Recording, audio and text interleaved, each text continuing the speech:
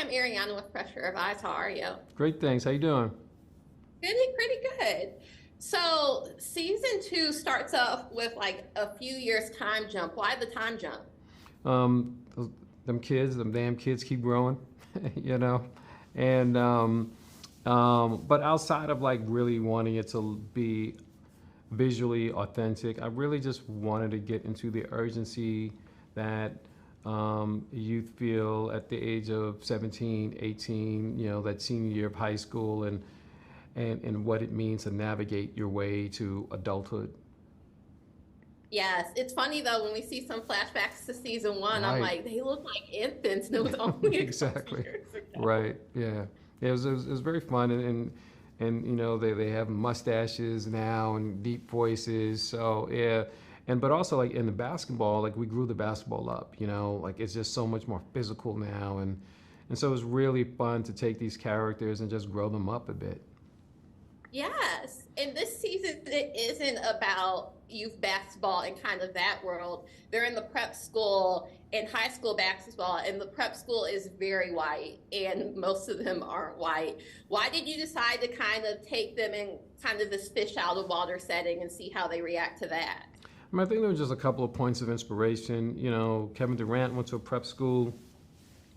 My kids went to a prep school and had some positive experiences, had some negative experiences. Even the negative experiences, though, ultimately became like really good challenges that I believe will help them in life. But it was so specific, and so specific to issues that we're dealing with in this country: diversity, critical race theory, all of that. It just felt like this is what we're talking about right now. So let me bring it into the storytelling and challenge perspectives, and just hold a mirror up to society right now. Particularly critical race theory was one that I wanted to touch on and examine a bit. Yeah, it was interesting to even see that with Catherine, the 3-year-old, and Right, how right, he reacted in an environment that wasn't as black as kind of the neighborhood that this very young child was growing up in. But right. you also have this very powerful episode that like I cried throughout the entire thing when they visit the detention center, which seems like the total opposite of the environment that they're in, but it's literally like a stone throw away. And as we see on that episode, it hits them very close to home. Why do you decide to have them in that environment as well? Yeah, well, let me see. I'm going to answer that without giving too much away. That one's Yeah. called Are We Free? But I really wanted to just challenge our perspectives with our storytelling. I co-wrote that one with an amazing young writer named Raquel Baker, and Raquel is an interesting story, and she at one point in time was incarcerated herself and really overcame and just become this amazing writer. And so there's so much that we wanted to say about this space, so much we wanted to say, and it's just even like the parallel of like that space and the parallel of being in this institution, this prep school institution.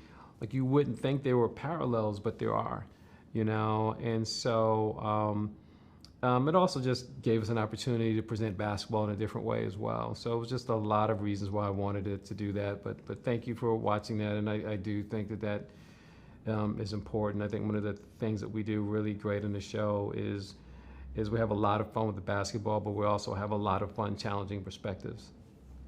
Yes. Um, since the show this season is in the senior year, and a lot of the shows that kind of start in high school end in high school, is there a possibility for a season three? Because it kind of is like the start of his basketball journey in a way, if you think about it. Yeah, no, there's a possibility. I love season two because it just felt like I was doing an 8-hour film, and really love to present it that way. And so, same with season one, where we did 10, and it felt like a 10-hour film. And so that will continue to be my approach. Yes. And Jason Ike's relationship, they're still very close, even for a point in time when he isn't the coach. And it always seems like they'll have that connection.